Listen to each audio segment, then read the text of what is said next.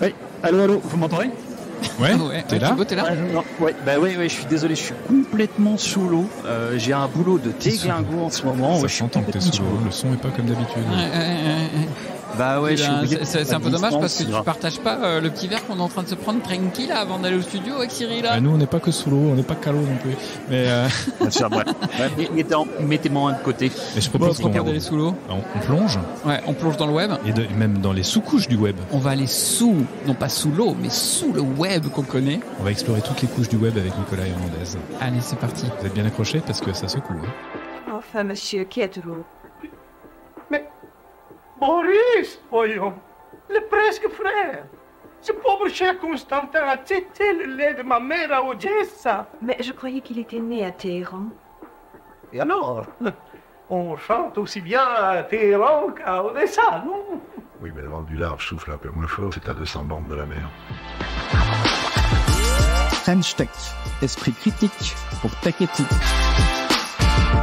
Bienvenue à toutes et à tous, vous êtes bien dans Trench Tech, le podcast qui titille votre esprit critique pour une tech plus éthique. Cyril Chaudreau au micro avec Thibaut Lemann. Hello. Et Mick Lévy. Salut. Alors ne vous demandez plus si vous serez un jour cyberattaqué, mais plutôt quand et comment. Ah bah là, tu commences fort toi.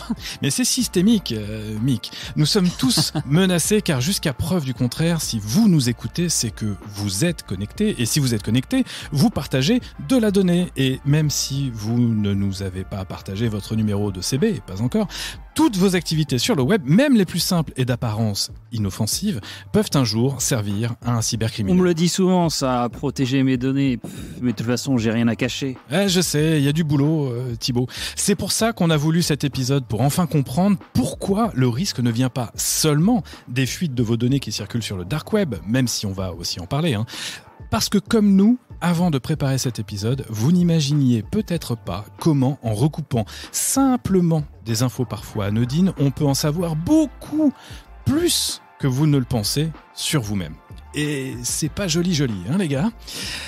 Alors, avec notre invité Nicolas Hernandez, nous allons nous demander comment l'OSINT, pour Open Source Intelligence, cette discipline qui consiste justement à enquêter sur ce qui traîne à propos de nous sur le web, peut aider les particuliers et les entreprises à se protéger. Nicolas Hernandez n'est pas une barbouze, à la différence du maladroit Francis Blanche dans le film de Georges Lautner que nous avons entendu en prologue. Non, Nicolas est PDG d'Aleph, leader européen de l'OSINT, et puisqu'il est capable de scruter toutes les couches du web, celui que vous utilisez tous les jours, mais aussi les entrailles du dark web et même les sites Black Hat, vous savez, les hackers, eh bien je pense qu'on va jouer à se faire peur, mais que nous allons aussi prendre conscience de 2-3 trucs qui vont changer notre vie après l'épisode. Alors restez avec nous jusqu'à la fin car voici le programme. D'abord, nous demanderons à Nicolas de nous expliquer l'OSINT comme nous le ferions avec notre grand-mère, puis nous aurons en ligne de mire le risque cyber que nos données disponibles aux 4 vents nous font courir avant de parler de nos amis les entreprises, ces passoires stratégiques. Et pour mettre notre réflexion en ébullition, 2 chroniques dont vous êtes fan. Un moment d'égarement de Laurent Guérin qui nous parlera de feu les PDA et la philothèque d'Emmanuel Goffi qui nous parlera des intelligences artificielles et des cathos. Et n'oubliez pas, dans moins d'1 heure à présent, nous débrieferons juste entre vous et nous, cher public, des idées clés partagées dans cet épisode. Alors restez jusqu'au bout, vous êtes prêts ? Alors accueillons ensemble, sans plus tarder, Nicolas. Bonjour Nicolas. Bonjour à tous. Bonjour, merci salut Nicolas. pour votre invitation. Salut Nicolas. Nicolas, on se tutoie ? Oui. Super. Le programme tel que je viens de poser te plaît-il ? Est-ce que tu as quelque chose à préciser sur ta bio ou rebondir sur le programme ? Non, il est parfait. Ce qui est important, c'est l'échange qu'on va avoir, c'est pas moi. Alors, lançons notre grand entretien. Vous êtes bien dans Trench Tech et ça commence maintenant. Trench Tech, esprit critique pour Tech Éthique. Bon les amis, je vais être honnête avec vous, je dois vous confesser un truc, je ne savais pas du tout, mais alors pas du tout, ce qu'était l'OSINT, l'OSINT d'ailleurs on va demander à Nicolas, toi tu dis l'OSINT, moi je dis l'OSINT. C'est pour Open Source Intelligence, on va faire l'OSINT. Avant de préparer cet épisode, vous me connaissez pourtant, j'aime bien jouer le monsieur je sais tout dans la bande, mais là je dois avouer, vous confesser que le sujet m'avait un peu échappé. Alors du coup, moi aujourd'hui, je suis avant tout là pour comprendre qu'est-ce qui se cache derrière cette démarche d'open source intelligence. Nicolas, est-ce que tu peux nous expliquer avec des mots simples, peut-être pour ma grand-mère, pour ma mère, je ne sais pas, à toi de voir, pour mon père éventuellement aussi, ce qu'est l'OSINT? Je vais essayer, mais en fait, ça regroupe plein de méthodologies, d'outils. Pour faire simple, c'est simplement une démarche qui va permettre d'aller rechercher des données pour comprendre des choses. Ça va dépendre de ce que je recherche et sur quoi je tombe. C'est aussi simple que ça, en fait. Une petite précision, quand on parle d'intelligence, c'est au sens américain du terme. C'est-à-dire, c'est l'information. C'est le sens de renseignement en français, c'est ça? C'est le renseignement plus l'information. Je préfère le terme information que renseignement. D'accord. Renseignement, c'est lié au militaire dans nos cultures, alors que l'information, ça fait moins peur et on peut plus le palper. Donc c'est l'intelligence au sens de la CIA, c'était quoi? C'est Central Intelligence Agency, c'est ça? C'est ça. D'accord. Mais alors, si on te suit bien, d'aller sur Google pour chercher l'information, c'est déjà de l'OSINT? Oui, c'est le premier outil en fait. Hein. Ah oui. Ah oui, c'est le premier outil. En fait, on fait tous de l'OSINT. Alors moi, je mets un Z. Hein. Toi, tu mets un Z. Ok. On peut dire OSINT alors. En fait. J'avais pas mal dit. Moi, je dis OSINT. Certains disent OSINT. Certains disent Roseau. Roseau, là, c'est plus pareil, là. Renseignement, je sais même plus. Il y a tellement d'acronymes open dans source. celui-là. SO, ça doit être, soit c'est open source. Renseignement d'origine source ouverte. Ouais, voilà, c'est ça. C'est le terme qu'on trouve dans la réglementation française. C'est Roseau. Mais du coup, alors, à quoi ça sert de faire de l'OSINT, finalement? Comme tout le monde, comme on en fait tous, ça sert à s'informer. Ça sert tout bêtement à s'informer. Oui, mais on est quand même là dans des démarches avec l'OSINT, pas juste de s'informer pour effectivement comprendre s'il va faire beau demain, comprendre quelle décision, je sais pas, doit prendre une entreprise quant au lancement d'un produit ou un autre. Je comprends qu'on est dans l'information et du renseignement un peu profond quand même, si ce n'est assez systémique sur un sujet, sur un thème, sur une personne, c'est ça? C'est exactement ça. Ça dépend de la question qu'on va poser. C'est-à-dire qu'on peut faire de l'OSINT dans un cadre pour se protéger. On peut faire de l'OSINT pour attaquer. C'est-à-dire quand on pense à un hacker, la première de ses démarches, c'est trouver des renseignements sur ce qu'il souhaite attaquer. Donc en fait, selon la question, selon les intentions, l'OSINT va avoir un sens qui est différent. En fait, l'OSINT n'a pas de couleur. C'est juste des méthodos et des outils. D'accord, mais in fine, ce que l'on comprend, c'est que l'OSINT, il y a moyen d'en faire, je dirais, à moindre coût et très facilement, ne serait-ce qu'en allant par un moteur de recherche. Mais la démarche, disons, des personnes qui sont tentées de faire de l'OSINT, ça dépasse de très très loin l'usage que l'on a, nous, kidam, mortels des mortels, quand on va chercher une information pour tous les jours.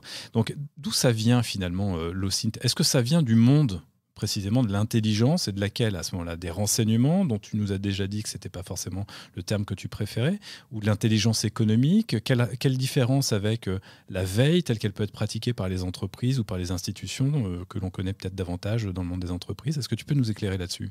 Ouais, effectivement, la grosse différence, ça reste de l'OSINT dans tous les cas, sauf que les sources d'informations qu'on va utiliser ne sont pas nécessairement les mêmes.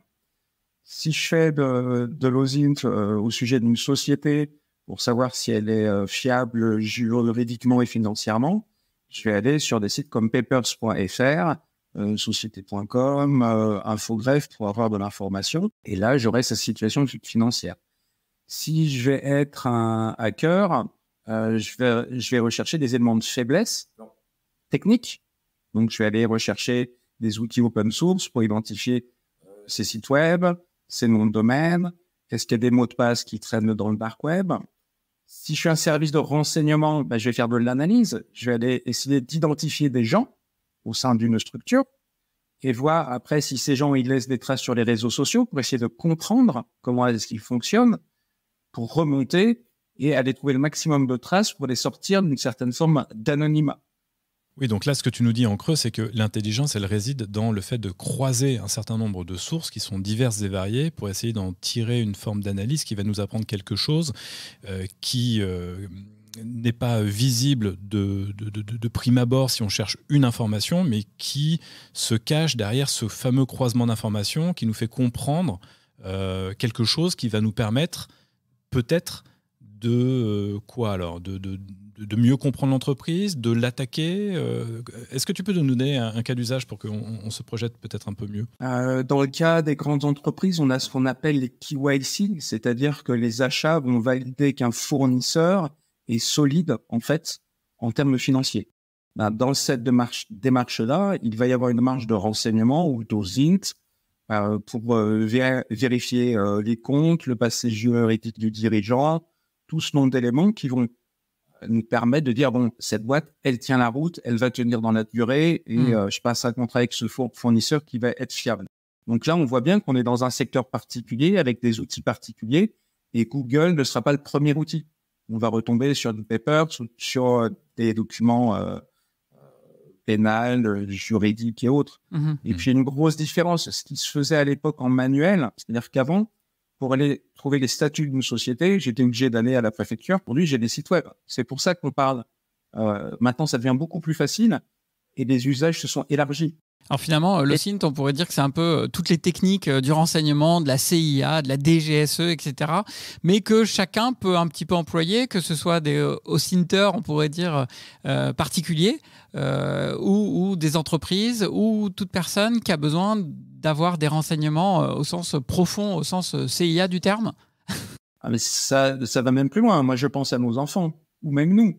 Un célibataire qui croise quelqu'un sur Instagram, il va rechercher des photos, il va rechercher qu'est-ce qu'il aime faire, il va emmagasiner des informations pour connaître mieux la personne. Pour adapter les techniques de drague. C'est du stalking. Adapter les techniques de drague. C'est connaître les personnes. On peut le retourner d'une autre manière. J'ai envie de m'engager avec quelqu'un que j'essaie de connaître. Le dites pas à ma femme, mais donc j'ai fait de l'OSINT quand je l'ai rencontré, mais sans savoir que j'étais un OSINTer de ouf, quoi. On a tous eu un petit fichier Excel. Ah oui, c'est tout. Moi, je l'ai pas fait sous Excel perso, mais ok. Attention à RGPD après. C'est clair. Thibaut. Si c'est anonyme. Mais justement, comment est-ce qu'ils sont organisés, les OSINTers? C'est quoi? Il y a des associations, il y a des entreprises, ou c'est uniquement des francs-tireurs qui se mettent à stocker un peu tout le monde pour essayer de sortir avec? Alors, il y a un peu de tout. Il y a un peu de tout.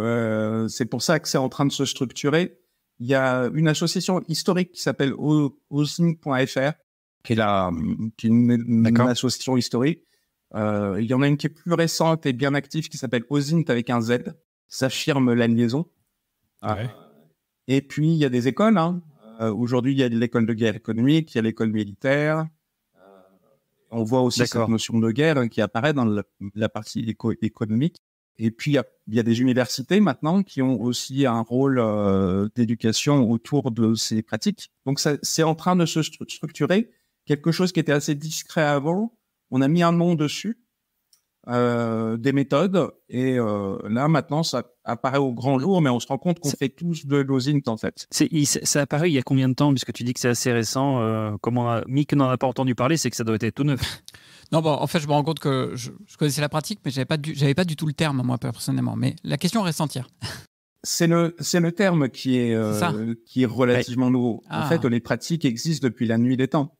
Évidemment. Quand je cherche à attaquer un ennemi, parce qu'il m'a piqué de la bouffe ou ma femme, je vais me renseigner quand est-ce qu'il va à la chasse pour récupérer ma femme. Et le terme, du coup, il a émergé quand, ce terme-là? Est-ce qu'il est né avec l'open source et Linux, tu vois? Est-ce qu'il y a une forme d'affiliation idéologique, on pourrait dire? Non, il est relativement récent parce qu'on parlait de veille économique au début des années 90 et il y avait déjà ce type de pratique. Et à l'époque, on parlait pas de roseau. Ouais. Oui, c'est ça. C'est récent. quand j'évoquais tout à l'heure le domaine de la veille pour de l'intelligence économique, toi-même, tu viens de rappeler les notions de guerre économique, les circuits aussi et les filières d'enseignement. On peut penser à l'école de guerre économique, etc. Enfin, globalement, je sens quand même que tu nous dis pas tout, Nicolas, parce que depuis tout à l'heure, on a un peu l'impression que l'OSINT, finalement, on est tous le monsieur Jourdain de l'OSINT parce qu'on en fait tous, voilà. Sauf que moi, quand je vais sur ton site web, clairement, tu parles d'une technologie militaire, parce que tu nous dis la puissance d'une technologie militaire au service des entreprises, parce que toi, tu mets l'OSINT au service des entreprises, et on en parlera tout à l'heure dans la troisième séquence avec Thibaut. Mais vous parlez aussi de votre capacité à aller sur toutes les couches du web. Alors, est-ce que tu peux nous aider en en 2 mots à nous représenter ces différentes couches, cet écosystème du web, parce qu'il n'y a pas que le web qu'on utilise tous, comme des bons monsieur et madame Jourdain en allant sur Google. Il y a aussi ce qu'on appelle le dark web, les deep web, et vous parlez même de EASM, alors un acronyme qui veut dire External Attack Surface Management. EASM. EASM. Donc, est-ce que tu peux nous aider à y voir un peu plus clair? Parce que là, ça semble être un millefeuille de couches dans lesquelles il y a des informations qui circulent, celles que l'on met plus ou moins volontairement à disposition sur le clear web, et puis toutes celles qui leakent à droite à gauche sur le dark web. Donc, dis-nous la vérité, Nicolas. Le synth, c'est pas que d'aller sur Google ou sur Wikipédia ou sur Insta. Non, après la grosse différence, c'est des différences fondamentales. C'est qu'en fait, le taux de pénétration du numérique est beaucoup plus fort qu'il y a 10-20 ans. Donc, ça change complètement la donne. On a à peu près les mêmes outils. Par contre, on a beaucoup plus de données, beaucoup plus de sources. Il y avait déjà une numérisation en marche. On a eu le Covid qui a remis un coup d'accélérateur. Tout le monde s'est remis à échanger, à mettre des VPN, tout le monde travaillait de chez soi. Et il y a eu une perte le monde professionnel et personnel n'est plus imperméable. Donc, ces données se croisent naturellement, ce qui crée des enjeux en termes informationnels qui sont monstrueux. Et ces différentes données, effectivement, et tu l'as bien dit, elles se retrouvent essaimées sur les différentes couches en fonction de ce qu'on a souhaité laisser comme information. C'est-à-dire, on va retrouver sur les couches hautes le clear web, ce que j'ai souhaité. Bon, on va prendre les réseaux sociaux comme standard. Donc ça, c'est en connaissance de cause et plus ou moins avec notre consentement, on est d'accord? Exactement, avec un consentement non éclairé. On pourrait le dire de cette manière. On va retrouver des données qui sont légales. Typiquement, quelqu'un qui pose un brevet, son adresse personnelle va se retrouver sur la base européenne des brevets. Ouais, tout à fait. On pourrait dire c'est pas conforme avec le RGPD, c'est des données. Oui, c'est compliqué. C'est loin d'être ça.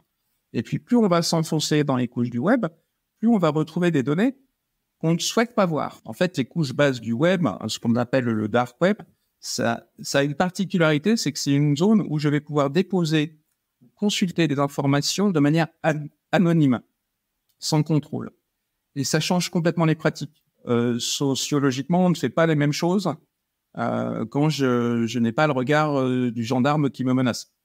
Ça change complètement la nature humaine et on la voit différemment.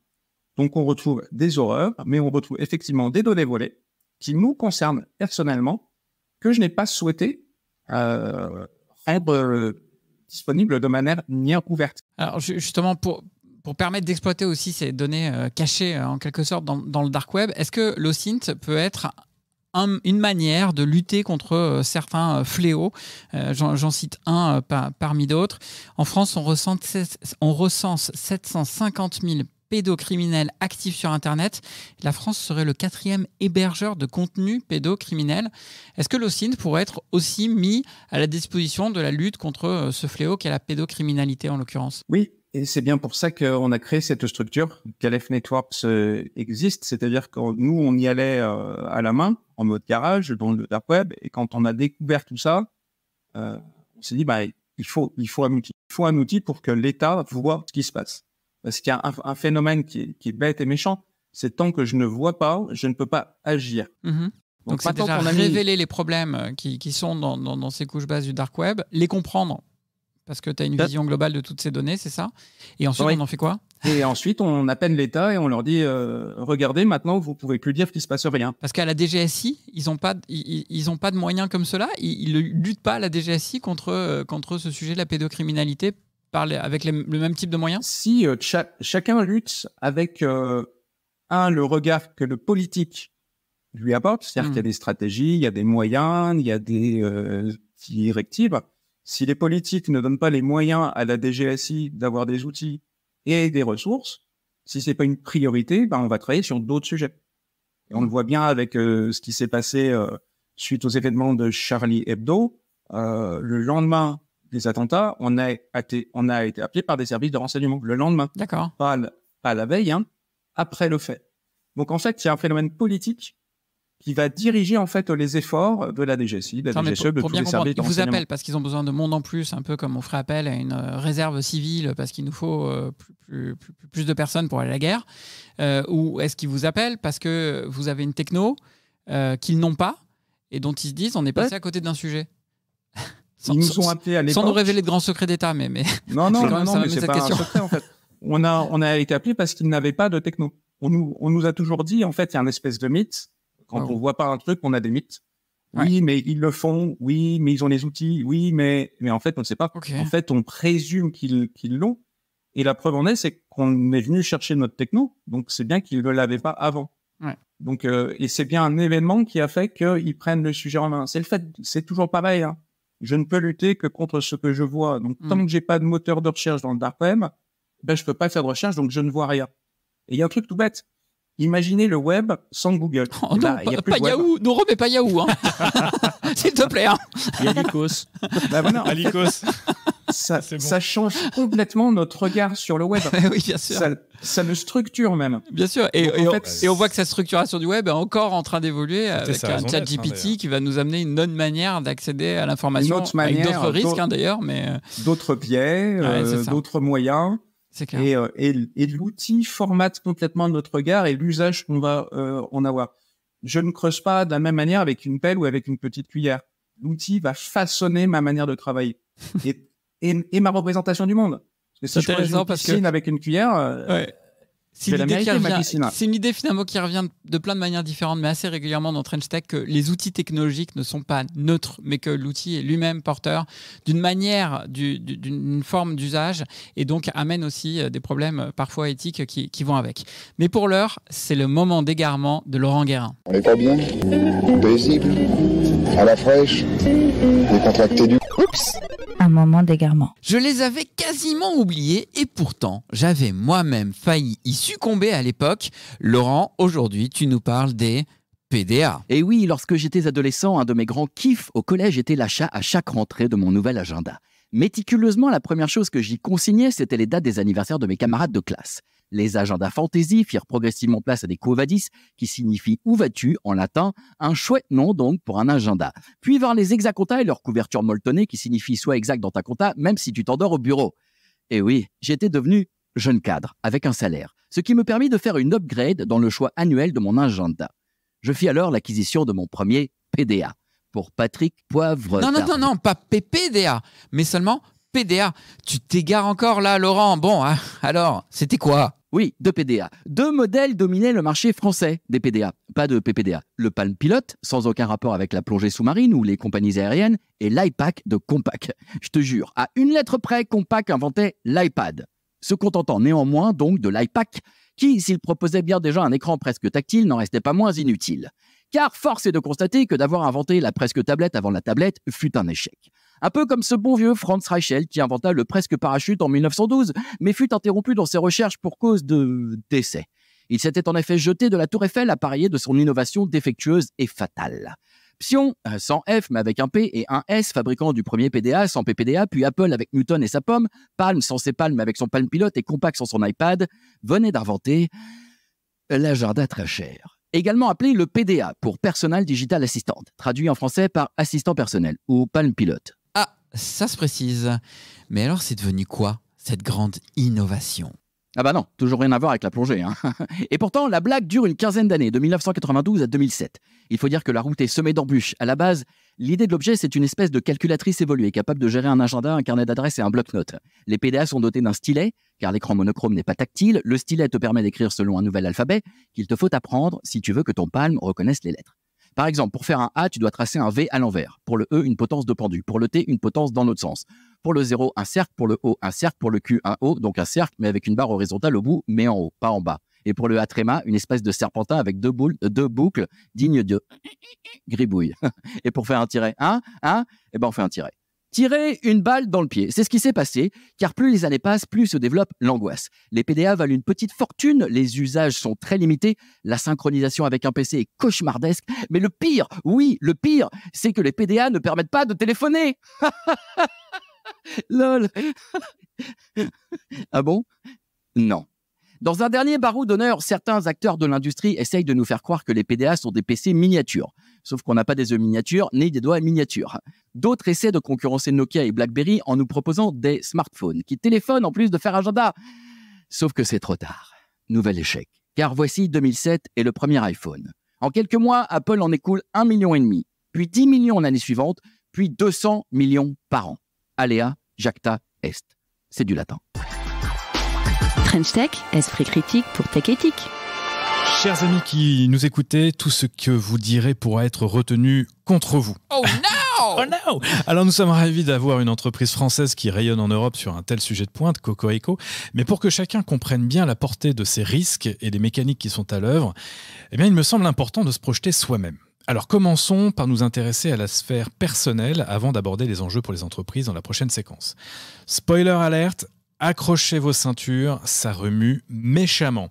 Nicolas, peux-tu nous décrire dans le détail un cas d'usage précis de quelqu'un qui nous écoute peut-être en ce moment et qui, sans le savoir, est une cible potentielle à cause des données qui circulent sur son compte? Aïe, aïe, aïe, il y a tellement de cas, mais je vais en prendre un. Il a fait des recherches sur Thibaut avant de venir, je sens. Pourquoi pas, j'ai pas le droit. J'ai pas le droit. On respecte la réglementation et on va en parler. D'accord, vas-y. On ne peut pas faire n'importe quoi. Non, justement, je ne peux prendre des cas que moi-même, ou des cas qu'on a croisés pour certains de nos clients, donc je vais anonymiser. Bien sûr. Mais les faits sont très très simples. Je vais vous prendre un cas en fait qui est public. C'est le cas de Voyageurs du Monde. Oui, Voyageurs du Monde, qui était une agence de voyage, c'est ça? Qu'il est toujours. Oui. Il est toujours. C'est pas comme tout le monde ferme en ce moment, je sais pas. Non, ils sont encore là. Une agence voyage plutôt luxueuse. Et il se trouve que cette société s'est pris un ransomware russophone, pour ne pas dire russe, je suis très précis. Et entre autres, l'ensemble des cartes d'identité scannées de ses clients sont parties. Wow. Les cartes d'identité récentes ou même anciennes? Parce que moi, je suis déjà passé par eux il y a quelques années. les deux. Ah, super. Ce qui fait un double problème. Ce qui veut dire qu'ils n'ont pas respecté le RGPD par ailleurs et les délais de conservation des documents personnels. Mais ça, c'est notre histoire. Okay. Donc il y a plein de cartes d'identité qui fuitent à cause de ce ransomware. Et ça, mais tu fais bien de rappeler le RGPD, c'est que là, il commence à prendre du sens. Ah oui, on est d'accord. Ouais. RGPD. Et alors, elles partent où ces cartes d'identité? Elles sont Oui. parties où alors, du coup, ces cartes d'identité concrètement? Elles sont sur le Dark Web en téléchargement libre. Il y en a 10 000. Alors, Dark Web, est-ce qu'on peut revenir 2 secondes sur Dark Web? Est-ce que n'importe qui peut aller sur le Dark Web? Est-ce que moi, je peux y aller? Est-ce que ma grand-mère peut y aller? Est-ce que c'est très simple? Est-ce qu'il faut passer par des outils de malade? Parce qu'on a l'impression que Dark Web, c'est le repère des pirates, des méchants, et qu'on n'y a pas tous accès, qu'il faut montrer patte blanche à l'entrée. Non, il y a aussi des photos de poneys dans le Dark Web. Il y a de tout dans le Dark Web. Mais vraiment de tout. D'accord. Donc en fait, mais comment on y accède du coup? Ouais, comment on y accède? On télécharge. La manière la plus simple, c'est télécharger un outil qui s'appelle Tor Browser, qui est tout à fait légal. Il n'y a pas de souci. La difficulté, c'est il faut trouver des points d'entrée. Oui, parce que j'imagine que tu n'as pas le Google du Dark Web qui dit tiens, si tu cherches à acheter de la drogue ou des cartes d'identité, clique ici. Alors, il y en a, mais il va falloir les chercher.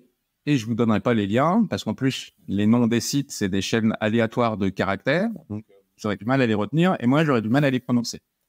Donc, et puis, c'est pas forcément une bonne idée de les communiquer. Oui, on n'est pas là pour en faire la promotion non plus. Sauf pour des photos de Pobek. Mais c'est pas... Voilà, il y a même des passionnés de petits trains, il y a des choses super intéressantes. Il y a de l'activisme dans certains pays, donc c'est intéressant sociologiquement d'y aller quand on s'intéresse à des pays. Alors, il y a de l'ultra-activisme aussi, il y a des néo-nazis. Oui, il y a vraiment tout ce qui se fait de mieux.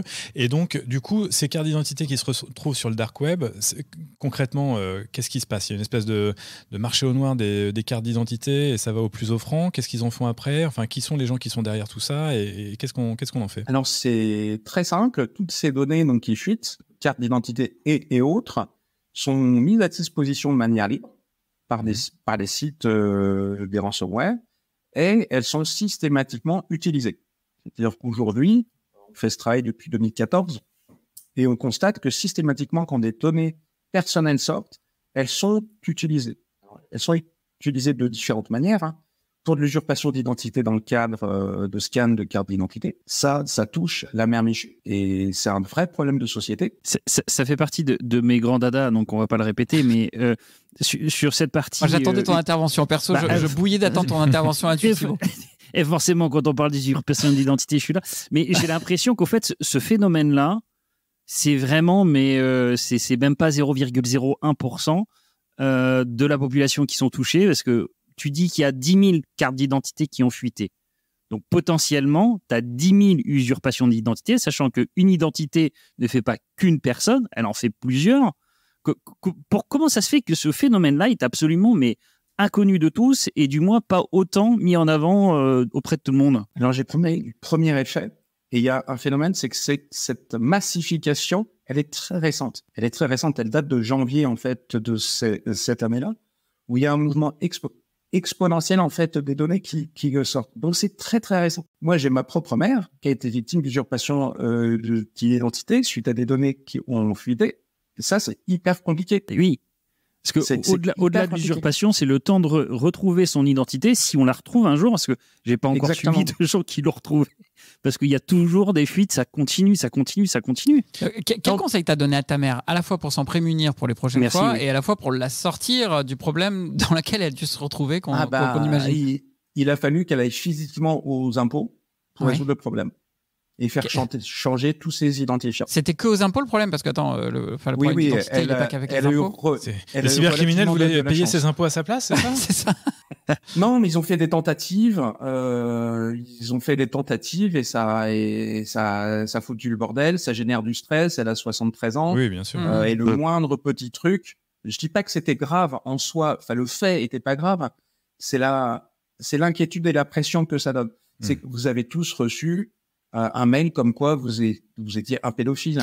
Ne me dites pas que vous n'avez pas reçu celui-là. Ça me dit rien, mais alors j'avoue que ma boîte à spam fonctionne bien. Peut-être dans le spam. Mais c'est sûr qu'on reçoit tous du scam, on reçoit tout un tas de cochonneries. Et clairement, ce que l'on entend là, en tout cas, c'est que aller sur le dark web, c'est quand même à la portée quasiment de tout le monde. En tout cas, c'est plus facile que l'on ne peut le penser, qu'il y a de plus en plus de vols d'identité, que ce soit des cartes d'identité ou j'imagine peut-être d'autres choses, des numéros de carte bleue et tout un tas de joyeusetés, et que tu nous dis quasiment 100% des éléments qui ont été volés et qui sont mis en vente sous forme de marketplace ou je ne sais quoi, sont achetés, donc la menace elle est réelle parce que ceux qui ont acheté, on peut légitimement penser qu'ils vont l'utiliser. Ça c'est le dark web, mais est-ce que on entend très souvent aussi que le simple fait de mettre des photos de vacances sur Instagram ou Facebook ou ce que tu veux, nous expose aussi à une plus forte probabilité de cambriolage. Et là, on revient dans le clear web, on revient dans ce que tu disais tout à l'heure en première partie, le fait de publier de l'information avec notre consentement et avec conscience, mais que ça nous pend aussi au nez. Est-ce que tu peux nous confirmer ou infirmer ça, ou nous donner d'autres exemples et nous expliquer comment se prémunir justement de risques très très basiques finalement? Alors ça, c'est plus complexe à démontrer. Autant avec la data qui fuite, c'est assez simple parce qu'on a des traces, on a des preuves, on a des data brokers qui rachètent des données médicales quand un hôpital se fait liquide. Il y a tout un circuit de blanchiment de la data. Ces data se retrouvent sur des data brokers. On en a un Pologne qui en plus s'affiche ses clients. Et dans ses clients, c'est des entreprises de sécurité, ce sont des mutuelles qui achètent de la data. Y compris des mutuelles françaises? Oui. Vraiment? Ah bon? Oui. Putain. J'ai les noms. Ah ouais? Non. Bah vas-y, balance-les, parce que comme ils vont augmenter de 8%, on a peut-être un levier de négo là, non? Alors, en fait, il se trouve que le data broker est en Pologne et affiche ses clients. Et sur le site du data broker polonais, il y a les noms des boîtes de leurs principaux clients. Et il se trouve que ce data broker est cité dans le dark web. Non, mais là, Donc, il y a tout un circuit de blanchiment. Sous le choc de ce que tu dis. Attends, je veux qu'on refasse le fil 2 secondes de ce que tu dis. Donc là, 2 secondes, tu es en train de nous dire, il y a des pirates, souvent russophones, qui attaquent des hôpitaux. Il y a des données médicales, des données de soins, des données de santé qui fuitent des hôpitaux, qui se retrouvent sur le dark web, récupérées par des data brokers polonais qui revendent ces données médicales de soins, de santé très sensibles à des mutuelles françaises. Oui. D'un côté, on a l'État qui limite aujourd'hui les informations médicales qu'on donne, et d'un autre côté, ils vont les chercher. Ils vont les acheter parce qu'elles restructurent, elles compilent toutes ces données pour en faire des beaux fichiers. Et ça remonte. Autant aux États-Unis, c'est régulé ça. Autant en Europe, il n'y a rien. Est-ce que c'est un effet pervers du RGPD selon toi? C'est un effet pervers de l'absence de contrôle sur le RGPD. Ouais. Et d'ailleurs, EDF a été condamné, je crois, il y a 1 an et demi sur le sujet, justement parce qu'ils n'avaient pas assez audité les données d'un data broker. Ils sont pris une pénalité. la CNIL a tapé donc EDF ça commence sur ce sujet. Donc ça veut dire que ça commence un peu à commence. bouger, quoi. Une mutuelle qui rachète des données d'un data broker polonais, déjà, c'est un petit peu... Toutes les données marketing, il y a Criteo qui s'est fait taper il n'y a pas longtemps. Ah oui, c'est vrai. Ouais. Donc ça commence. Ça commence. Mais on a un vrai souci de fond sur la data. Mais pour répondre quand même à ces photos sur les réseaux sociaux, les photos de vacances, en fait, moi, si effectivement on se met dans la peau d'un voleur, je rentre dans une démarche OSINT nécessairement dans mon processus. Donc, nécessairement, je vais chercher des renseignements sur les réseaux sociaux. C'est aussi peut-être que ça. Ou alors, c'est vraiment un imbécile qui va les yeux fermés. Mais évidemment, savoir quand les gens partent en vacances, c'est une opportunité pour un hacker de connaître quand est-ce qu'il faut qu'ils viennent. En fait, c'est du bon sens. Il n'y a rien de magique. Avant de faire une action, on reprend les vieux principes historiques de renseignement qui sont déjà applicables. Quand je veux attaquer quelque chose, je me renseigne avant de taper, quoi. Mais donc, ça veut dire qu'au fond, les OSINTers... il y a les bien intentionnés et puis il y a les mal intentionnés. C'est-à-dire que l'OSINT, c'est pas que aller chercher de l'information et de l'intelligence pour de la stratégie, je dirais, qui est carrée et quand bien même son intérêt serait économique. C'est aussi une pratique utilisée par des malveillants, quoi. Oui, c'est pour ça qu'avoir la même information qu'eux, ça permet d'anticiper ce qui va se passer. Oui. Et donc de se prémunir. Ton positionnement, c'est ça, ouais. Justement, en fait, la dernière question, c'est comment est-ce qu'on fait pour s'en prémunir ? Parce que globalement, j'ai bien peur de la réponse, mais c'est qu'une question de temps avant qu'on se fasse usurper l'identité. Si je synthétise un tout petit peu, comment est-ce que je peux faire pour être un tout petit peu plus vigilant pour que j'arrive un tout petit peu plus tard ? C'est comme dans le monde physique. C'est-à-dire que si je me fais voler mes clés de voiture ou mes clés de maison, je vais changer mes serrures. Par contre, si je ne suis pas au courant qu'on me vole mes clés, je vais me faire avoir. Oui. Et la principale difficulté du monde numérique, c'est qu'on vole par copie, qu'on ne se rend pas compte. Et les premiers responsables, ce sont les entreprises à qui vous confiez vos données. Et cette notion de confiance, elle est très importante, qui ont l'obligation légale, en cas de fuite de données, de vous prévenir. C'est une obligation légale. Donc, c'est à nous, citoyens, dans ce cas-là, d'attaquer les sociétés qui ne respectent pas cette règle-là parce que ça nous met en danger, nous. Blague à part, il n'y a pas un espèce de plugin Chrome qui, à chaque fois qu'il y a un truc qui se passe dans le dark web sur toi, peut te remonter l'info? Parce que tu as raison, le premier sujet, c'est de te rendre compte que tu as été volé. Mais il est inefficace et illégal. Ah, mais il y en a. Mais il y en a un, mais il est illégal et on a déposé un recours à la CNIL sur le sujet. Ah ouais, parce qu'il y en a un pour les mots de passe, là, c'est Have I Been Pwned, un truc comme ça, je crois qu'il s'appelle, c'est sur les mots de passe. C'est illégal en France. Non. Parce qu'en fait, c'est du recel de données. Et donc, en fait, la solution, c'est que... mais c'est hyper complexe. C'est hyper complexe parce qu'en fait, si on laisse faire ça, c'est de la copie de données volées massives. On se retrouve dans une situation où Have I Been Pwned est utilisé par des hackers.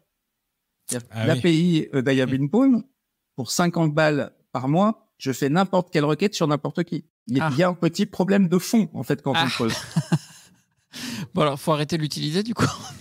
Du coup, putain, on est mal. Et surtout que le recel, c'est du pénal. Hein. Eh bien, justement, c'est ce que nous allons voir dans la toute prochaine partie. Mais juste avant, la chronique d'Emmanuel Goffi. De la philo, de la tech. C'est Philotech. Depuis quelques mois, on peut le dire, c'est la grand-messe des IA génératives. Et les Sam Altman et consorts sont loin de prêcher dans le désert. Pour autant, depuis quelque temps, on parle d'IA dites catholiques, sur lesquelles tu as décidé de te pencher aujourd'hui, Emmanuel. Qu'est-ce que c'est ? Eh bien, rien que ces derniers mois, on a vu apparaître 3 d'entre elles. Magisterium.com, KTGPT.chat et catholique.chat. Les IA catholiques, ce sont des applications d'IA génératives créées à partir de ChatGPT et qui exploitent des bases documentaires de l'Église catholique pour interagir avec les utilisateurs. KTGPT, par exemple, fournit même plusieurs réponses à une même question en fonction des sources utilisées. Alors ça peut être les Écritures, ça peut être les pères et les docteurs de l'Église, le magistère ou encore les papes. On trouve même une application téléphonique appelée textwith.me/Jesus qui prétend offrir la possibilité d'échanger avec Jésus en personne ou avec différents personnages bibliques tels que Marie, Joseph ou les apôtres. Et on a enfin, sur Twitch, un chat interactif appelé Ask Jesus, sur lequel on voit le Christ répondant aux questions. Alors pour paraphraser un célèbre film, Dieu crée l'humain à son image, l'humain crée l'intelligence artificielle à son image, l'intelligence artificielle crée Dieu à son image. la boucle est bouclée et l'IA est le nouveau Dieu. Mais quand on dit IA catho, est-ce que ça veut dire qu'elles sont produites par l'Église ? Alors c'est justement ça le problème, ces IA sont en fait des initiatives purement privées à vocation commerciale et elles n'ont obtenu aucun imprimatur ecclésial. Pour le moment, les instances dirigeantes de l'Église catholique ne sont pas vraiment prononcées sur le sujet, mais elles ont bien compris qu'elles ne pouvaient pas laisser ces initiatives exploiter le marqueur religieux sans contrôle. Le risque étant bien entendu que ces IA soient utilisées pour véhiculer des messages trompeurs ou à des fins peu scrupuleuses. Alors du coup, le diocèse de Paris, par exemple, a décidé de réfléchir à la mise en place d'une IA générative officielle, conforme au canon et à la mission de l'Église. On voit bien l'urgence d'ailleurs de cette reprise en main, suite notamment à la publication de fausses images que tu as vues du pape en août blanche. Et le Vatican dans tout ça, il a pris position sur le sujet ? Alors pas spécifiquement sur ces applications, mais il y a eu plusieurs prises de position de la part du Saint-Siège sur les IA. Et cette année d'ailleurs, le pape a partagé son inquiétude face aux dangers qu'elles représentent, notamment pour la paix. En février 2020, il avait appelé à l'établissement d'une algoéthique pour, disait-il, que les principes s'inscrivent concrètement dans les technologies numériques. En août dernier, il a souligné, je le cite, l'urgence d'orienter la conception et l'utilisation des intelligences artificielles de manière responsable afin qu'elles soient au service de l'humanité. Et puis en décembre, le Saint-Père rappelait l'importance du, je le cite encore, sens de la limite dans le paradigme technocratique. Alors il faut aussi noter que le Dicaster pour la culture et l'éducation a publié en partenariat avec le Markula Center for Applied Ethics de l'Université de Santa Clara un manuel de bonnes pratiques à destination des laboratoires de développement d'IA et de l'industrie de la tech en général, qui souligne l'importance d'une posture proactive sur ces questions. Alors, tu te rappelles, on a déjà eu l'occasion d'en parler, la technologie, c'est un moyen de contrôler notre environnement, et ce que craint François, c'est que, je le cite, l'être humain mortel par définition, pensant dépasser toutes les limites grâce à la technique, risque, dans l'obsession de vouloir tout contrôler, de perdre le contrôle de lui-même. Alors, ce que redoute le Vatican, eh bien, c'est un asservissement des individus à des intérêts privés, au travers d'un engourdissement de la pensée par l'instrumentalisation de la religion. Mais tu le sais, comme moi, le meilleur moyen d'éviter cet écueil, c'est encore d'écouter Trench Tech pour exercer son esprit critique. Trench Tech, esprit critique pour Tech Éthique. On en a légèrement parlé, mais régulièrement, les organismes publics sont attaqués. Alors, rares sont les mois où on n'entend pas qu'un hôpital ou une mairie a été paralysé par une cyber. Souvent, c'est le manque de moyens et de connaissances qui sont pointés du doigt. Mais du coup, qu'en est-il dans le secteur privé ? Où en sont les entreprises françaises et européennes dans ce domaine-là ? Eh ben, ça va pas bien. Et merde. C'est l'image de l'État. Et c'est pour ça que l'Europe a tapé du poing sur la table en décembre dernier, sortant 2 normes. Une dans le cadre de la résilience cyber des organismes financiers, parce que ça concerne aussi les banques. Et une autre norme qui concerne ce qu'on appelle les OIV, les organismes d'importance vitaux. En fait, en gros, c'est toutes les structures qui nous permettent, en cas de guerre, de tenir debout, d'avoir à manger et de l'électricité. Alors, ils ont fait 2 choses. Ils ont étendu le périmètre et ils ont intégré dans l'analyse de risque, et tout particulièrement pour les organismes financiers, la partie recherche en source ouverte. Donc, c'est en train de bouger. Ça, je vous avoue que ça couine. Et l'autre avantage, c'est que ça prend, ce n'est plus les DSI, donc les responsables informatiques qui vont être responsables, c'est le COMEX qui va être responsable. Ah oui. Ah oui, responsable à quel point pénalement? C'est NIS 2, c'est ça? Oui, c'est NIS 2 et DORA. Alors, je ne crois pas que ce soit du pénal. D'accord. Je ne suis pas spécialiste sur la partie juridique, mais en gros, ça allait tellement pas bien que l'Europe a poussé ces 2 sujets pour structurer un petit peu tout ça. Et c'est quoi les freins principaux côté entreprise qui font qu'elles n'y sont pas allées jusqu'à présent? C'est lié à un manque de gouvernance de la donnée, justement, suffisamment clair, à une culture cyber qui est encore trop faible en France? C'est le coût que ça représente? C'est quoi, selon toi? Alors, je pense qu'il y a deux choses, effectivement. Il y a la vision data. Et dans un monde cyber qui a été gouverné par ce que j'appelle le conteneur, le système d'information, et pas par la data. Quand on regarde par rapport à la data, on voit plus du tout les choses de la même façon. Et là, on retombe dans l'écosystémique. Il y a les fournisseurs, les tiers de confiance, les avocats, tout le monde a de la data. Donc, si on veut protéger tout ça, il y a un gros changement de paradigme. Alors qu'on en est toujours à sécuriser le système d'information. Donc, chaque changement de paradigme, il a un coût, il a une inertie. Donc là, il y avait un souci. Mais il y a aussi un phénomène tout bête et méchant qui est humain. J'adore cet exemple-là. Pourquoi? Enfin, moi, j'entends encore dans des soirées, je pense que vous aussi, en fin de soirée, les gens qui rentrent en voiture, de quoi ils ont peur quand ils sont bourrés? Ils n'ont pas peur de se prendre un arme, se vautrer ou de blesser quelqu'un.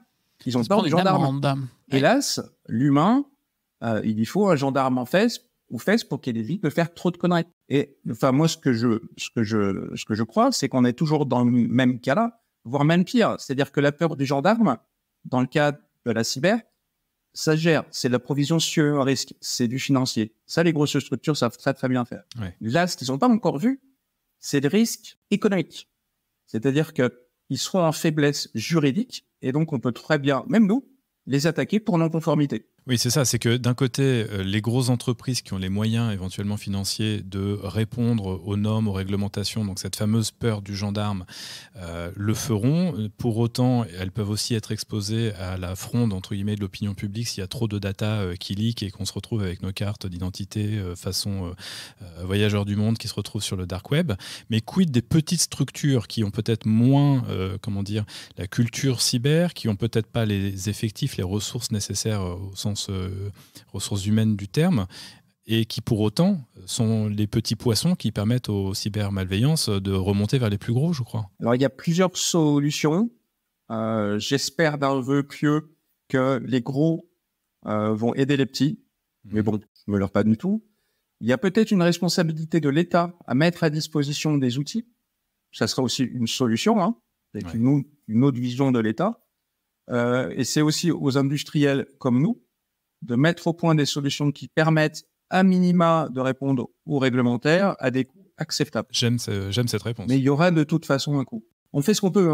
Après, on a quand même besoin du gendarme pour taper parce que en fait, le risque réel, et on l'a vu, ne motive pas les entreprises à se protéger. Et puis, elles considèrent qu'elles ont autre chose à faire. Alors, si on relie... Et je les comprends. Ouais, si on relie les deux sujets dont on parle, à la fois cette nécessité pour les entreprises de renforcer leur cyber, même en n'étant pas poussé au cul, et les pratiques dont tu nous as parlé avec l'OSINT. Finalement, comment les entreprises peuvent tirer parti des pratiques d'OSINT? Est-ce qu'elles-mêmes, elles devraient peut-être, je ne sais pas, mettre en place des cellules OSINT dans toutes les entreprises, dans tous les départements CISO, sécurité du système d'information de l'entreprise? Ça serait parfait. C'est-à-dire que si ça rentrait dans le cadre du RSE, c'est-à-dire dans la protection des employés, ça serait magique. Ça serait vraiment magique. C'est-à-dire que le rôle de l'entreprise, ça serait de protéger ses employés. Ça serait génial. Et là, on et ses clients aussi. Et ses clients. Toutes les données personnelles, c'est intérimaire, etc. Et ses fournisseurs. Et sachant que c'est pas forcément coûteux, et que c'est un impact bénéfique pour tout le monde. Et ça, on protégerait même la mère Michu, ou la nana de la compta, ou autant que le PDG. Quand tu dis quand tu dis pas forcément coûteux, j'imagine qu'il y a des gens qui se demandent de l'autre côté. Alors c'est une question un petit peu alambiquée, ou en tout cas un peu trop ouverte, mais ça coûte combien? S'il fallait mettre un service OSINT à disposition d'une entreprise, on va dire d'une ETI, au-delà du coût ressources humaines, ça coûte combien un abonnement à un soft ou en tout cas à un outil quel qu'il soit qui permet justement de faire de l'OSINT? Alors, je parle de ma partie, mais c'est vrai qu'il n'y a pas que la nôtre. C'est là où il y a une difficulté. Une fourchette. Nous, on est en train de monter un produit justement pour les PME puis les mairies qui sont NIS 2. Moi, j'habite dans une mairie de 3000 habitants dans le Beaujolais. Ils ne vont pas mettre 48 000 € sur une solution. Donc, on cherche à monter des solutions qui sont dans les 5 000 € par an, qui vont leur permettre de répondre à NIS 2. Donc, ça, c'est notre vœu pieux. Donc, on se bat pour ça parce que ça n'intéresse pas grand monde, ce marché-là. Le marché des mairies, 5 000 balles, ça ne les tombe pas. Sûr, Et après, ça va dépendre des tags. C'est très bien pris dans Dora. Il y a 3 cases. Il y a les petites structures, les moyennes structures et les grandes. Une solution soft, on est aux alentours de 40 000 € par an, on va dire, pour une grosse structure. Et ensuite, il y a l'humain à mettre derrière. Donc, ça va dépendre après de la taille de la structure. Et à l'inverse, je reprends mon fil, si une entreprise mettait en place une cellule OSINT, est-ce qu'elle ne serait pas tentée de l'utiliser pour d'autres pratiques un peu plus discutables, je ne sais pas, la surveillance de leurs concurrents par exemple, ou d'autres pratiques de ce genre-là? Et ça, c'est un vrai sujet qui est passionnant aussi, c'est comment respecter la réglementation, parce que contrairement à ce que croient les gens, elle existe. Ça, c'est aussi un acronyme, ça s'appelle la RIFI, qui est édicté par la CNIL, qui décrit les pratiques de recherche en source ouverte, et tout particulièrement sur les données volées. Donc, il y a des règles. Alors, attends, RIFI, c'est le nom de l'acronyme. Moi, j'ai très envie de faire des blagues avec le RIFI, Fifi, tout ça, mais je pensais pas ça. Dora, c'est, oui, il y a de quoi faire. Oui, c'est ça. T'as l'acronyme de RIFI ou pas? Recherche d'informations. Recherche sur Internet de fuite, recherche sur Internet de fuite d'informations. Merci Google au passage en direct. Ok. Tu viens de faire de l'OSINT là. Ouais, j'ai fait une forme de Exactement, c'est le premier des outils. Ça fait que c'est biais, mais c'est un autre sujet. Pour tout vous dire, j'ai même pas demandé à Google, j'ai demandé à Lilo, qui en plus est gentil puisqu'il reverse de l'argent à des associations. Moi, j'avais une question quand même sur la partie d'entreprise. Il semblerait quand même que dans la protection des entreprises, souvent les RSSI mettent en place des systèmes de mail pour s'assurer qu'on ne clique pas sur des liens vérolés. En nous faisant entendre qu'on est quand même les premiers fautifs de fuite d'informations ou du moins d'attaques cyber. J'ai jamais vu une seule statistique sur ce point-là. Et une fois qu'on a fait, alors je sais pas, probablement que tu en as, Nicolas, je serais très intéressé de les avoir. Et est-ce que c'est toujours d'actualité? Est-ce que c'est toujours le collaborateur, la première fuite de données ou la première faille de sécurité d'une entreprise? Alors, il y a deux cas. Effectivement, il y a l'humain, mais s'il clique, c'est qu'il est victime. Il n'est pas fautif. C'est là où je fais une petite nuance. C'est-à-dire, quand on clique sur un lien, ça veut dire qu'on est en état de confiance. Sauf si je clique sur un lien, mon truc pro, porno gratuit. Là, effectivement, ça va être difficile de le défendre. Mais effectivement, les données, en fait, il y a un phénomène cyclique. Plus il y a de données de confiance qui sont à l'extérieur, plus les mails qu'on va recevoir de phishing vont nous mettre en confiance. Parce que ces données, elles doivent pas être ailleurs que chez mon partenaire de confiance. Si je reçois un mail avec mon RIB et mon numéro de RIB, parce que il se trouve que j'ai été ligué par construction par la poste dans les données de la poste mobile, eh ben on peut pas en vouloir à la personne parce qu'elle est victime. Elle a été mise en confiance par le contenu. Et ce phénomène cyclique, on le voit peu. Mais on va parler de chiffres parce qu'en fait, ce qui est important, c'est même pas le chiffre, c'est le multiplicateur. Oui, s'il te plaît. Quand des données fuitent d'une structure, il faut multiplier le nombre de victimes environ par 500. Parce qu'il n'y a pas que les données de l'entreprise qui sortent. D'accord. Vous voyez le modèle? Après, oui, c'est-à-dire que tu vas chercher de la data au sein de l'entreprise, le leak, il va y avoir des données de l'entreprise et de tout un tas d'autres partenaires, on les a cités tout à l'heure, que ce soit des clients, des partenaires, les fournisseurs, salariés. Un cabinet d'avocats qui sort des données qui sortent, c'est des données stratégiques de plein de structures, des données prud'homales, potentiellement, donc des données personnelles, des fiches de salaire, En fait, c'est beaucoup plus massif que les chiffres macro qu'on peut trouver. Je crois que on est passé de 2500 victimes de ransomware à 5000 en un an. Il suffit de multiplier par 500. Hein. Et on se rend compte. Et ce que je trouve intéressant dans ta réponse à la question de Thibaut, c'est que ça rejoint ce que nous disait Elena Poincet dans un épisode précédent. Donc Elena Poincet, patronne de Tetris, qui est également dans le cyber, une super boîte française du côté de Bordeaux ce coup-ci, qui nous disait il y en a marre de taper sur les salariés en disant que c'est d'abord le facteur humain qui est le responsable des cyberattaques, etc. Toi, tu nous dis si le facteur humain est si important, c'est que derrière, ils sont d'abord des victimes parce que la façon de venir les harponner est de plus en plus précise, parce que d'abord, les informations ont tellement leaké que c'est super crédible quand il y a une arnaque au président ou quand tu as l'impression que c'est ta banque qui t'envoie ton RIB ou un IBAN où on te demande de changer ceci ou changer cela, alors que sont des malfaiteurs qui sont derrière. Mais alors, tu nous disais tout à l'heure, il y a quelques minutes de ça, que la massification de l'information qui circule sur le web est une des variables hyper importantes justement de ce risque qui enfle petit à petit. Qu'est-ce qu'il faut penser de l'arrivée des IA génératives dont on dit qu'elles vont contribuer plus que largement à générer encore plus d'informations, puisque c'est ce qu'on leur demande, c'est à générer de plus en plus de data. Est-ce que c'est un facteur d'amplification de ce risque-là ou à l'inverse, ça va venir un petit peu régler le jeu, puisque ce qu'on va leur demander beaucoup et de plus en plus, c'est de la donnée synthétique, c'est-à-dire de la donnée qui s'appuie sur de la donnée réelle, mais qui, in fine, est une espèce de jumeau un peu qui vient anonymiser, entre guillemets, les sources d'origine. Quel est ton point de vue là-dessus ?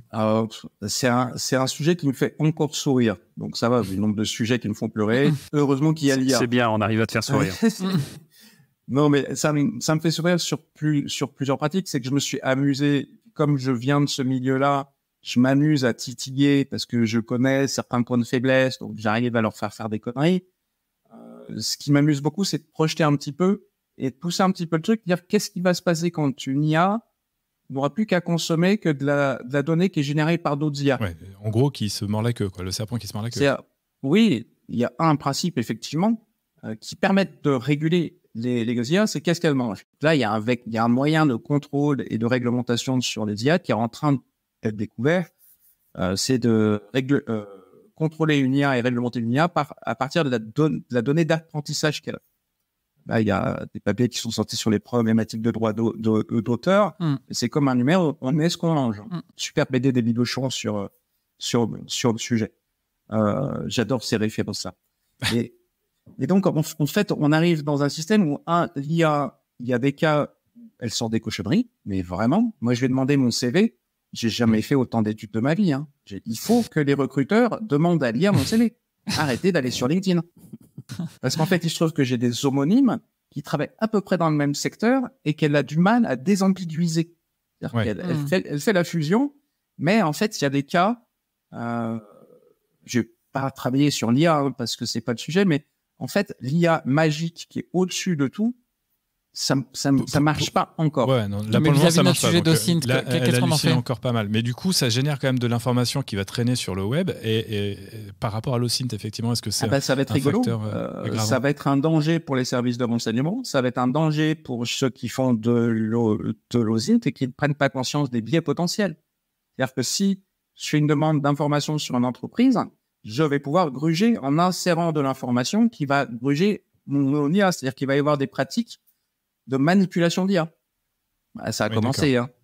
Ça a commencé. Ouais. Et je ne parle pas des photos sur les réseaux sociaux, hein, qui peuvent aussi être utilisées soit pour manipuler l'IA, soit pour être revendues post-transformation. Bien sûr. Mais s'il vous plaît, arrêtez de mettre des photos de vacances avec vos enfants sur les réseaux sociaux. Si ça commençait par là, effectivement, c'est ce message. Arrêtez de faire ça. Ça rentre, c'est utilisé aussi. Exactement. Et d'ailleurs, c'est ce que nous rappelait Mick tout à l'heure, les phénomènes de pédocriminalité. Merci Nicolas de l'avoir rappelé.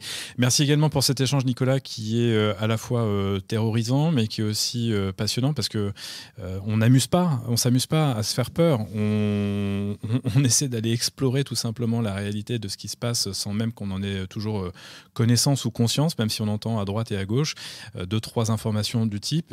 Si vous continuez d'entendre autour de vous, de toute façon, j'ai rien à cacher. J'espère que cet épisode vous aura fait prendre conscience de 2-3 trucs. Merci Nicolas donc, pour cet échange. Je le disais, rappelons l'adresse du site d'Aleph qui s'écrit ALEP.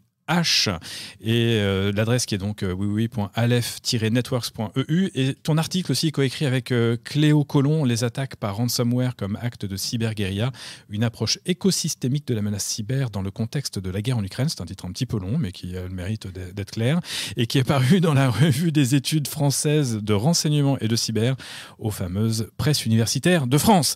Mais vous qui nous écoutez, restez avec nous pour les 5 dernières minutes de cet épisode. C'est l'heure du débrief. Merci Nicolas, à bientôt. Merci Nicolas, à très bientôt. Merci à tous, à bientôt. Trench Tech, esprit critique pour Tech Éthique. Eh bien, vous qui nous écoutez, j'espère que vous êtes encore derrière vos écouteurs, que vous n'avez pas fui cet épisode de peur face à tous les arguments qui ont été avancés. Qu'est-ce que vous en retenez, les amis Mick, Thibaut ? Bon, moi je suis en PLS. Moi je suis en PLS, je me suis toujours pas remis de cette histoire de circuit de blanchiment des données qui passe par après un leak, après une fuite de données dans un hôpital. Ça se retrouve sur le dark web, chez des data brokers en Pologne, et là Parce que jusque-là, on s'en doutait à peu près. Jusque-là, bon, ouais. ça n'étonnera personne. Mais là, le client du data broker polonais sur des données leakées de santé d'établissements français publics se retrouvent dans des mutuelles françaises, certainement pour entraîner des algorithmes de tarification et autres. Là, franchement, je suis hyper choqué et ça montre à quel point, effectivement, il faut se poser la question des responsabilités des entreprises dans ce qu'on appelle la gouvernance de données. Et au moment où elles achètent des données d'un broker, de s'intéresser à la fiabilité de ce broker, à la provenance de ces données, parce que là, c'est hyper toxique. Oui, et d'ailleurs, quand tu parles de gouvernance des données, c'est quand même un sujet qui revient très régulièrement actuellement au sein des entreprises dans la perspective d'intégrer les IAG, et on se dit « Ah ouais, mais les données sont extrêmement silotées, il va falloir consolider ça, la gouvernance, nanana ». Mais on ferait bien déjà de s'intéresser à la gouvernance de la donnée pour éviter ces leaks, entre autres. Ah, mais c'est clair, ça c'est la base. Mais c'est par pure fainéantise au fait que tu vas acheter aussi des... Enfin, quand on est à ce niveau-là, pour moi, c'est de la fainéantise, en fait. C'est que déjà, commence par structurer tes données avant d'aller en acheter et te dire que je vais aller les acheter comme ça va me simplifier la vie, ça n'épargne pas le problème de la gouvernance et des process qu'on doit mettre sur la donnée. Ça, je suis tout à fait d'accord. Oui, alors, ça nous évoque ce dark web, parce que ces données-là, elles ne circulent pas n'importe où, elles circulent sur le dark web, c'est ce que nous expliquait Nicolas. Moi, j'ai retenu un chiffre qui est aussi assez flippant.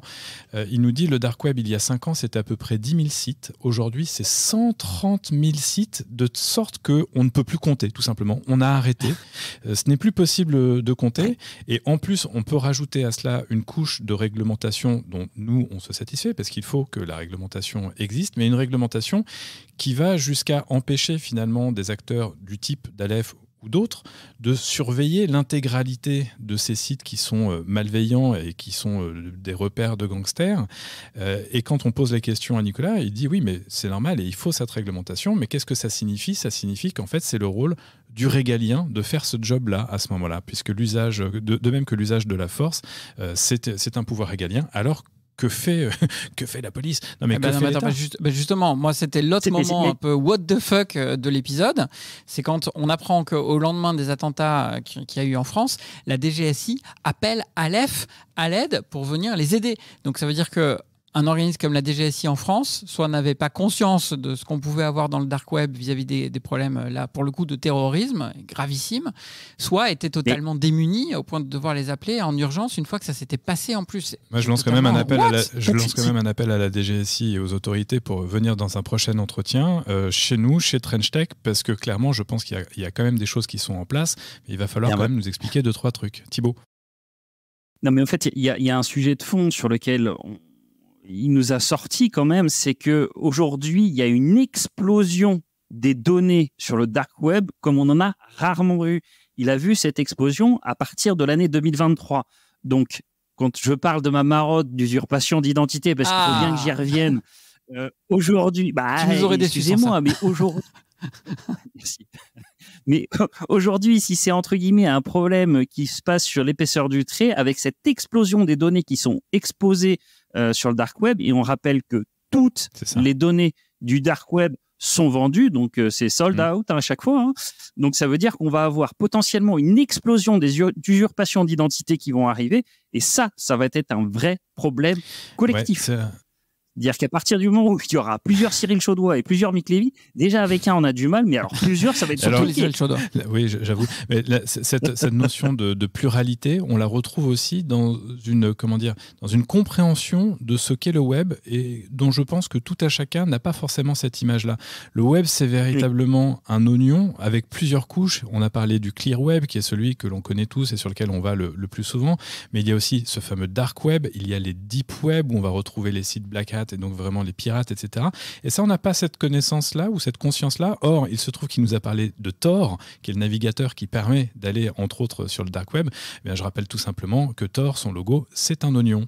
Oh, que c'est joli. Et puis attends, dans les jolies choses, je nous ai quand même donné une anecdote. C'est que sur le dark web, on ne voit pas que des mauvaises choses. Il y a aussi plein de photos de poneys.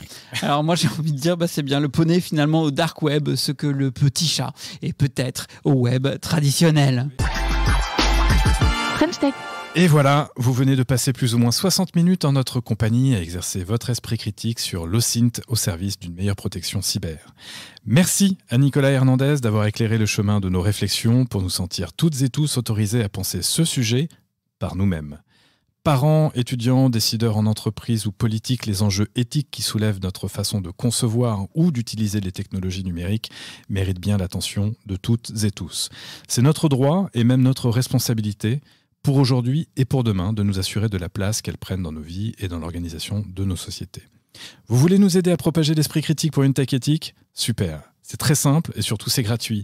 Écoutez Trench Tech, partagez nos épisodes et laissez-nous 5 étoiles ou un commentaire sur votre plateforme de podcast préférée. Vous pouvez aussi nous faire part de vos réflexions et suggestions sur nos médias sociaux, comme LinkedIn par exemple. Et souvenez-vous de ce que disait déjà le philosophe Francis Bacon au XVIIe siècle. Le vrai pouvoir, c'est la connaissance.